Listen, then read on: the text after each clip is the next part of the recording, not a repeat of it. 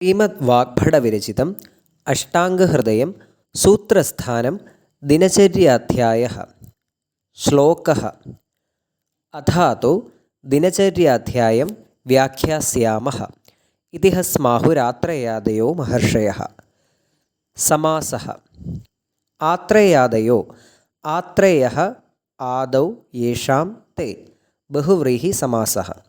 ദിനസ്യ ചര്യാ ദിനചര്യാ ദിനചര്യാഃ ഇതി അധ്യായം ദിനചര്യാധ്യായം.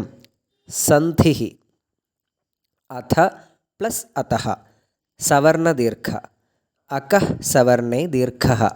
സ്മ പ്ലസ് ആഹുഃ സവർണദീർഘ അകഃ സവർണേ ദീർഘഃ. ആത്രേയ പ്ലസ് ആദയഃ സവർണദീർഘ അകഃ സവർണേ ദീർഘഃ. ദിനചര്യാധ്യായം പ്ലസ് വ്യാഖ്യാസ്യാമഃ അനുസ്വാര മോനുസ്വാരഃ. അഥാതഃ പ്ലസ് ദിനചര്യാധ്യായം വിസർഗഃ ഹസി ച. ആഹുഃ പ്ലസ് ആത്രേയ വിസർഗഃ സസജുഷോ രൂഃ. ആദയഃ പ്ലസ് മഹർഷയഃ വിസർഗഃ ഹസി ച. സന്ധി ഇൻസൈഡ് സമാസഃ. ദിനചര്യ പ്ലസ് അധ്യായം സവർണദീർഘഃ അകഃ സവർണേ ദീർഘഃ. അന്തർലിംഗ വിഭക്തിവചനാനി. ദിനചര്യാധ്യായം അകാരാന്ത പുല്ലിംഗ ദിനചര്യാധ്യായ ശബ്ദഃ ദ്വിതീയ ഏകവചനം. വ്യാഖ്യാസ്യാമഃ ക്രിയാപദം. ആഹുഃ ലിട്ട് ലകാര ആഹഃശബ്ദ പ്രഥമാ ബഹുവചനം. ആത്രേയാദയഃ ഇകാരാന്ത പുല്ലിംഗ പ്രഥമാ ബഹുവചനം. മഹർഷയഃ ഇകാരാന്ത പുല്ലിംഗ മഹർഷിശബ്ദ പ്രഥമാ ബഹുവചനം.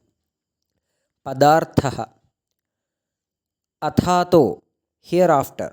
സ്മഃ വാസ്. ദിനചര്യാധ്യായം ഡെയിലി റെജിമെൻ ചാപ്റ്റർ. വ്യാഖ്യാസ്യാമഃ ഈസ് ബീങ് എക്സ്പ്ലെയിൻഡ്. ഇതി ദസ്. ആഹുഃ ഡിസ്ക്രൈബ്ഡ്. ആത്രേയാദയഃ ആത്രേയ എക്സെട്ര.